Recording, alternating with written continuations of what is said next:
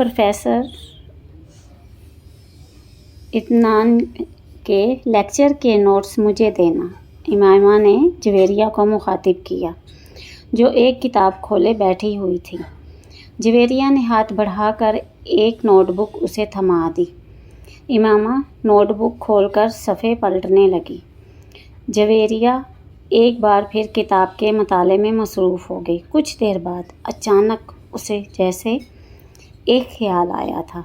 इसने मुड़कर अपने बिस्तर पर बैठी हुई इमामा को देखा। तुमने लेक्चर नोट करना क्यों बंद कर दिया है? इसने इमामा को मुखातिब किया। इमामा ने नोटबुक से नज़रें उठाकर उसे देखा। मुझे कुछ समझ में आए तो मैं नोट करूं। क्या मतलब? तुम्हें प्रोफेसर इम्तिनान का लेक्चर भी समझ में नहीं आता? जवेरिया को जैसे हैरत हुई। इतना अच्छा तो पढ़ाते हैं। मैंने कब कहा कि वो बुरा पढ़ाते हैं?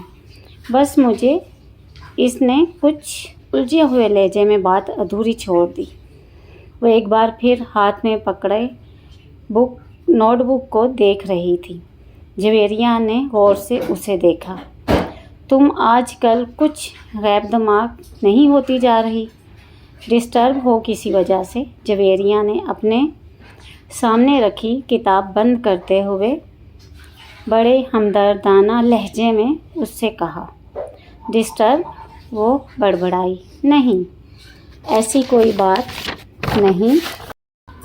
सिर्फ मैं नहीं, बाकी सब भी तुम्हारी परेशानी को महसूस कर रहे हैं। जवेरिया संजीदगी से बोली। कोई बात नहीं, सिर्फ स्टडीज़ की टेंशन है मुझे। मैं यकीन नहीं कर सकती।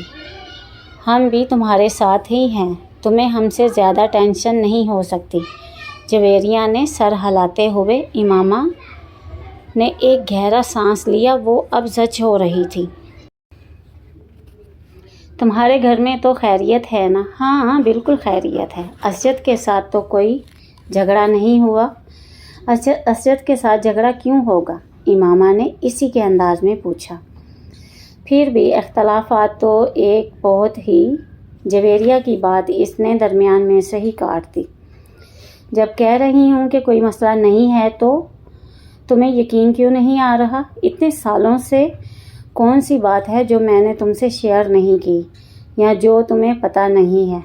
फिर तुम इस तरह मुझे मुजरम समझकर तफ्तीश क्यों कर रही हो? वो अब खफा हो रही थी। जवेरिया गड़बड़ा गई। यकीन क्यों नहीं करूँगी? मैं सिर्फ इसलिए इसरार कर रही थी कि शायद तुम मुझे इसलिए अपना मसला नहीं बता रही कि मैं परेशान ना हूँ, और तो कोई बात नहीं है। जवेरिया कुछ नादम सी होकर इसके पास से उठकर वापस अपनी स्टडी टेबल के सामने जा बैठी। इसने एक बार फिर वो किताब खोली जो वो पहले पढ़ रही थी। काफ़ी देर तक किताब पढ़ते रहने के बाद इसने एक जमाई ली और गर्दन मोड़कर लाशऊरी तौर पर इमामा को देखा। वो दीवार से टेक लगाए इसी नोटबुक को खोले बैठी थी, मगर इसकी नज़रें नोटबुक पर नहीं थीं। वो सामने वाली दीवार पर नज़रें जमाए बैठी थी।